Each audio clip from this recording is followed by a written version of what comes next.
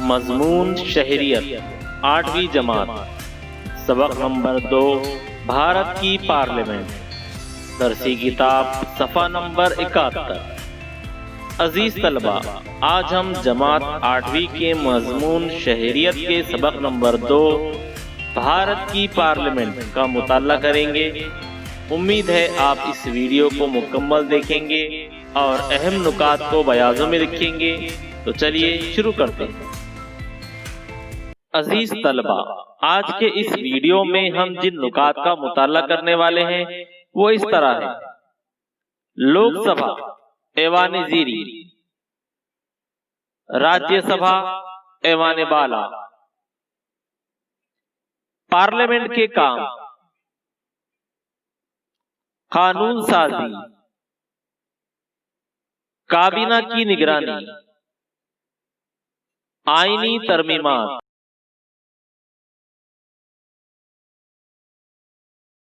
لوک سبھا کا صدر، راجیہ سبھا کا چیئرمین، پارلیمنٹ قانون کیسے بناتی ہے، پہلی خواندگی، دوسری خواندگی اور تیسری خواندگی۔ تو چلیے شروعات کرتے ہیں۔ عزیز طلبہ، ہم دیکھ چکے ہیں کہ پارلیمانی طرز حکومت میں پارلیمنٹ اہم ہے۔ اس سبق میں ہم بھارت کی پارلیمنٹ پر غور کریں گے۔ بھارتی پارلیمنٹ کی بنیاد بھارتی آئین نے رکھی ہے۔ ہمارے ملک نے وفاقی طرز حکومت کو اپنایا ہے، جس میں مرکزی اور ریاستی حکومت کے اختیارات کی وضاحت کر دی گئی ہے۔ قومی سطح پر یعنی مرکزی حکومت کی قانون ساز مجلس کو پارلیمنٹ کہا جاتا ہے۔ پارلیمنٹ میں صدر جمہوریہ، لوک سبھا جسے ایوان زیری بھی کہتے ہیں اور راجیہ سبھا جسے ایوان بالا کہتے ہیں کا شمار ہوتا ہے۔ صدر جمہوریہ پارلیمنٹ کی ناقابل تقسیم اکائی ہے۔ پارلیمنٹ کے اجلاس میں حاضر رہ کر بحث اور تبادلہ خیال میں حصہ لینے کا اختیار صدر جمہوریہ کو حاصل نہیں ہے۔ بظاہر صدر جمہوریہ کا عہدہ آئینی اعتبار سے ملک کا سب سے اعلیٰ اور بااختیار نظر آتا ہے، لیکن اس کے سارے اختیارات کو وزیر اعظم عملی جامہ پہناتا ہے۔ ملک کے سارے اندرون اور بیرون کام کاج صدر جمہوریہ کے نام پر ہی ہوتے ہیں۔ پارلیمنٹ کے دونوں ایوانوں کو لوک سبھا اور راجیہ سبھا کہا جاتا ہے۔ لوک سبھا یعنی ایوان زیری بھارتی پارلیمنٹ کا زیریں اور اولین ایوان یعنی لوک سبھا۔ لوک سبھا عوام کی طرف سے براہ راست منتخب کیا جانے والا ایوان ہے، یعنی لوک سبھا کے ممبران کو عوام راست طور پر منتخب کرتے ہیں، اسی لیے لوک سبھا کو اولین ایوان بھی کہتے ہیں۔ لوک سبھا کے انتخابات کے لیے جغرافیائی انتخابی حلقے بنائے گئے ہیں۔ 5 لاکھ سے 7.5 لاکھ آبادی والے علاقے سے ایک ممبر چنا جاتا ہے۔ لوک سبھا کی مدت 5 سال ہوتی ہے۔ لوک سبھا کے انتخابات ہر 5 سال میں ہوتے ہیں۔ ان انتخابات کو عام انتخابات کی حیثیت سے جانا جاتا ہے۔ بعض اوقات 5 سال کی مدت ختم ہونے سے پہلے ہی لوک سبھا کے برخاست ہونے کی مثالیں پائی جاتی ہیں۔ مثال کے طور پر 1999 عیسوی میں وزیر اعظم کے مشورے پر لوک سبھا کو صرف 13 مہینے میں تحلیل کر دیا گیا تھا۔ ان حالات میں ہونے والے انتخابات کو وسط مدتی انتخابات کہتے ہیں۔ ایمرجنسی میں لوک سبھا کی میعاد کو 1 سال کے لیے بڑھایا بھی جا سکتا ہے، لیکن ایمرجنسی ختم ہونے کے بعد 6 ماہ گزر جانے کے بعد دوبارہ الیکشن کرانا ضروری ہو جاتا ہے۔ لوک سبھا ملک کے عوام کی نمائندگی کرنے والا ایوان ہے۔ لوک سبھا کے ممبران کی تعداد آئین کے مطابق زیادہ سے زیادہ 552 ہوتی ہے۔ شروع میں آزادی کے بعد لوک سبھا کے ممبران کی کل تعداد 500 کی گئی تھی۔ 1963 عیسوی میں آئین کی 14ویں ترمیم کے تحت اس کے منتخبہ ممبران کی تعداد 525 کر دی گئی۔ 31ویں ترمیم کے بعد اس تعداد کو بڑھا کر 545 کر دیا گیا۔ گوا، دیو اور دمن میں ممبران کی تعداد کو پھر سے بڑھا کر 1987 عیسوی میں لوک سبھا کے ممبران کی کل تعداد 550 کر دی گئی۔ اس طرح کل تعداد زیادہ سے زیادہ 552 کر دی گئی ہے، جن میں عوام کے ذریعے چنے گئے ممبران کی تعداد 530، اسی طرح مرکز کے زیر نگرانی علاقے سے چنے گئے ممبران کی تعداد 20 اور صدر کے ذریعے اینگلو انڈین سوسائٹی سے 2، اس طرح کل 552 ممبران لوک سبھا کے لیے منتخب کیے جاتے ہیں۔ اپنے ملک کے پورے سماج کے طبقات کو نمائندگی دینے کے مقصد سے درجہ فہرست ذاتیں اور قبائل کو تحفظات دیے گئے ہیں۔ اینگلو انڈین برادری کی مناسب نمائندگی نہ ہونے کی صورت میں صدر جمہوریہ ان کے 2 نمائندوں کو لوک سبھا میں نامزد کر سکتا ہے۔ اینگلو انڈین برادری کی اصطلاح سب سے پہلے گورنمنٹ آف انڈیا ایکٹ 1935 عیسوی میں سامنے آئی۔ اس کے مطابق ہندوستان کے آئین کے آرٹیکل 366(2) میں کہا گیا ہے کہ ایک اینگلو انڈین سے مراد وہ شخص ہے جس کا باپ یورپی نسل کا تھا لیکن وہ ہندوستان میں رہائش پذیر ہو گیا۔ اس فرقے کی شروعات دراصل برطانوی ایسٹ انڈیا کمپنی کی سرکاری پالیسی کی وجہ سے وجود میں آئی تھی تاکہ وہ مقامی خواتین کے ساتھ اپنے افسروں کی شادیوں کی حوصلہ افزائی کر سکے۔ لوک سبھا کا ممبر بننے کے لیے کم از کم عمر کے 25 سال مکمل کرنا ضروری ہے۔ راجیہ سبھا یعنی ایوان بالا۔ عزیز طلبہ، لوک سبھا کے متعلق معلومات حاصل کرنے کے بعد اب ہم راجیہ سبھا کے متعلق معلومات حاصل کریں گے۔ بھارتی پارلیمنٹ کا اعلیٰ اور ثانوی ایوان راجیہ سبھا ہے۔ راجیہ سبھا بھارتی پارلیمنٹ کا بالواسطہ منتخب کیا جانے والا ایوان ہے، یعنی راجیہ سبھا کے ممبران کو عوام راست طور پر منتخب نہیں کرتے۔ راجیہ سبھا وفاقی حکومت اور مرکزی حکومت کی نمائندگی کرتی ہے اور لوک سبھا ہندوستانی عوام کی نمائندگی کرتی ہے۔ آئین بنانے والوں نے راجیہ سبھا کا انتظام اس لیے کیا تھا کہ لوک سبھا میں جو بل پورے جوش و خروش کے ساتھ پاس کر دیا گیا ہو، اس بل کو راجیہ سبھا میں بڑی سنجیدگی سے غور اور بحث و مباحثے کے بعد اسے منظور کرے، نہ کہ جلد بازی میں۔ راجیہ سبھا وفاقی بھارت کی 29 ریاستی حکومتوں اور مرکز کے زیر انتظام 7 ریاستوں کی نمائندگی کرتا ہے، یعنی راجیہ سبھا میں وفاقی ریاستوں کے نمائندے ممبر کی حیثیت رکھتے ہیں۔ آئین کے مطابق راجیہ سبھا کے کل ممبران کی تعداد 250 ہو سکتی ہے۔ اس میں سے 238 ممبران مختلف ریاستوں اور مرکز کے زیر انتظام علاقوں سے منتخب کیے جاتے ہیں۔ راجیہ سبھا میں تمام ریاستی حکومتوں کے ممبران کی تعداد یکساں نہیں ہوتی، بلکہ آبادی کے لحاظ سے ریاستی حکومت کی نمائندگی ہوتی ہے۔ مثال کے طور پر پنجاب سے 7، ہریانہ سے 5، جبکہ اتر پردیش سے 31 ممبران راجیہ سبھا کے لیے چنے جاتے ہیں۔ بقیہ 12 ممبران کا تقرر صدر جمہوریہ کرتے ہیں۔ ادب، سائنس، فنون لطیفہ، کھیل، سماجی خدمات وغیرہ میدانوں سے تجربہ کار یا قابل اشخاص نامزد کیے جاتے ہیں۔ راجیہ سبھا میں ممبران کی تقرری نمائندگی کے تناسب کے طریقے سے کی جاتی ہے۔ امریکہ کے سینیٹ کی طرح راجیہ سبھا بھی ایک مستقل ایوان ہے۔ راجیہ سبھا کبھی بھی بیک وقت تحلیل نہیں کی جا سکتی، اسی لیے اسے مستقل نوعیت کا ایوان تسلیم کیا جاتا ہے۔ ہر 2 سال بعد 6 برس مدت مکمل کرنے والے ممبران کا 1/3 حصہ سبکدوش کر دیا جاتا ہے اور پھر سے اتنی ہی تعداد میں ممبران کا تقرر کیا جاتا ہے۔ مرحلہ وار معینہ تعداد میں ممبران سبکدوش ہوتے ہیں، اس لیے راجیہ سبھا کا ایوان مسلسل جاری رہتا ہے۔ راجیہ سبھا کے انتخابات میں بطور امیدوار مقابلہ کرنے والے فرد کا بھارتی شہری ہونا لازمی ہے، اور اس کے علاوہ اس کی عمر 30 سال مکمل ہونی چاہیے۔ لوک سبھا اور راجیہ سبھا کے ممبران کو رکن پارلیمان کہا جاتا ہے۔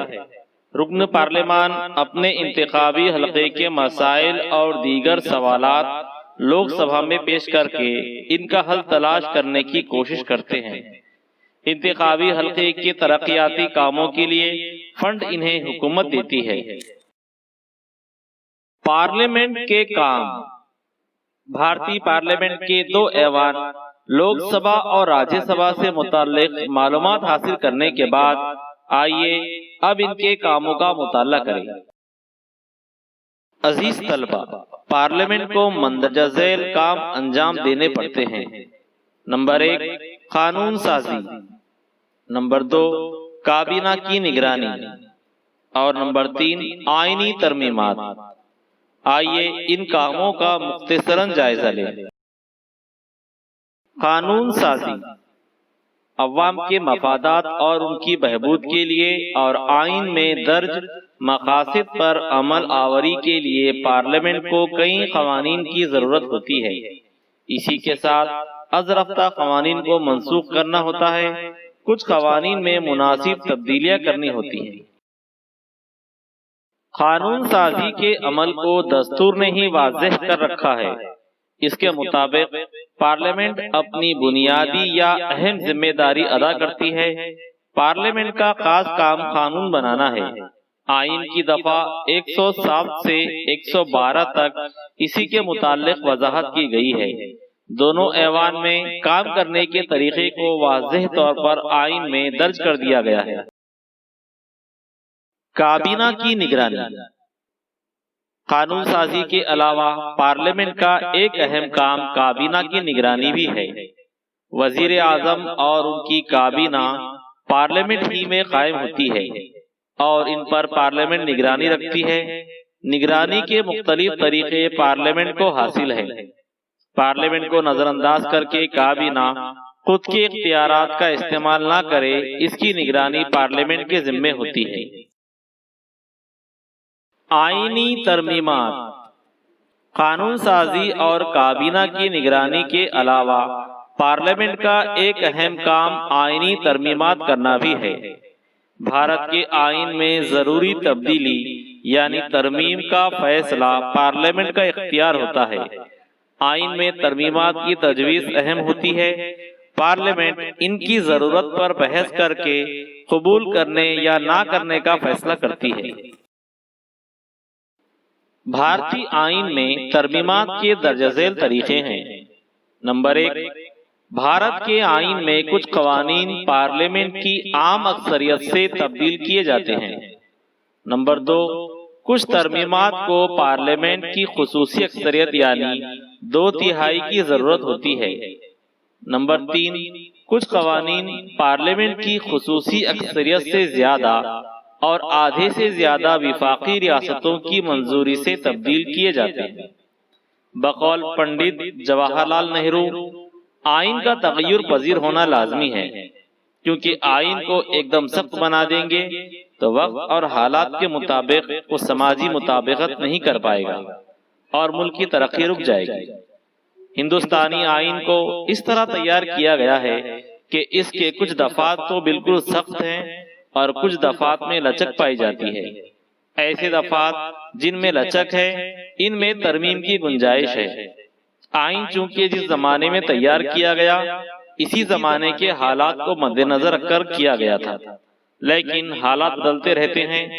بدلتے ہوئے حالات کے ساتھ آئین میں بھی تبدیلی ضروری ہے تاکہ آئین اور سماج میں مطابقت پیدا ہو سکے۔ یہ اس لیے کہ آئین سے ہندوستانی سماج کا سیدھا رشتہ قائم ہے۔ ہندوستانی سیاست بھی آئین سے متاثر ہے اور اس کے مطابق ہی سیاسی عمل کیا جاتا ہے۔ لوک سبھا کا صدر لوک سبھا کے انتخابات کے بعد پہلی نشست میں لوک سبھا کے ممبران اپنے ہی درمیان سے کسی ایک رکن کو بطور صدر یعنی اسپیکر اور ایک کو بطور نائب صدر یعنی ڈپٹی اسپیکر منتخب کرتے ہیں۔ صدر کی غیر حاضری میں نائب صدر لوک سبھا کی صدارت کرتا ہے۔ لوک سبھا کے صدر کی رہنمائی اور نگرانی میں لوک سبھا کا کام کاج چلتا ہے۔ لوک سبھا بھارتی عوام کی نمائندگی کرتی ہے اور صدر لوک سبھا کی نمائندگی کرتا ہے۔ لوک سبھا کا صدر منتخب ہونے کے بعد لوک سبھا کا کام کاج نہایت غیر جانبدارانہ طریقے سے چلانا ہوتا ہے۔ لوک سبھا کے ممبران کو عوامی نمائندہ ہونے کی وجہ سے کچھ خاص اختیارات اور خصوصی حقوق حاصل ہوتے ہیں۔ لوک سبھا کا صدر ممبران کا تحفظ کرتا ہے، ایوان کے کام ذمہ دارانہ طریقے سے چلانا، ایوان کا احترام قائم رکھنا، اصول و ضوابط کی پابندی کے ساتھ چلانا صدر کے فرائض ہیں۔ لوک سبھا کے ممبران جب چاہے اسپیکر کو ہٹا سکتے ہیں۔ راجیہ سبھا کا چیئرمین راجیہ سبھا کے تمام کام کاج صدر کی نگرانی میں ہوتے ہیں۔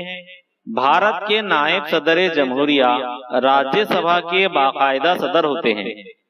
ایوان میں نظم و نسق برقرار رکھنا، مباحثہ کروانا، ممبران کو بولنے کا موقع دینا وغیرہ راجیہ سبھا کے صدر کے فرائض ہیں۔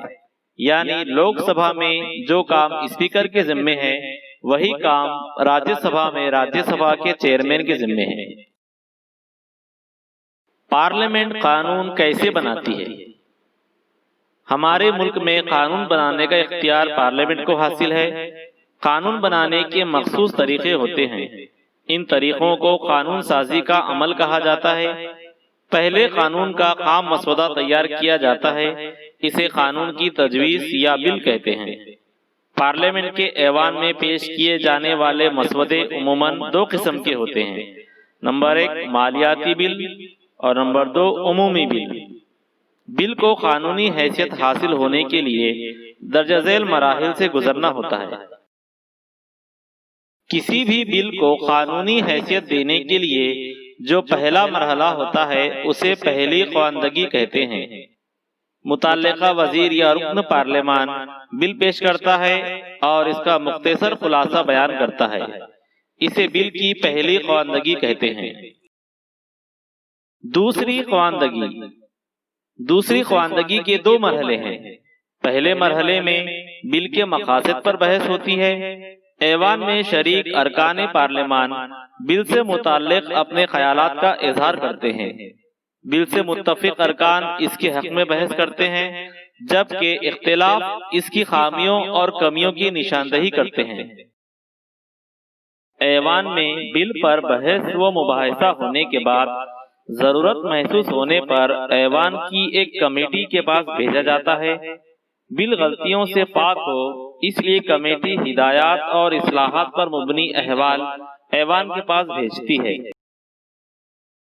اس کے بعد دوسری خواندگی کے دوسرے مرحلے کا آغاز کیا جاتا ہے۔ اس مرحلے میں بل کی دفعات پر بحث ہوتی ہے۔ ممبران اصلاحات کی نشاندہی کر سکتے ہیں۔ بعد ازاں اس پر ایوان میں رائے شماری کرائی جاتی ہے۔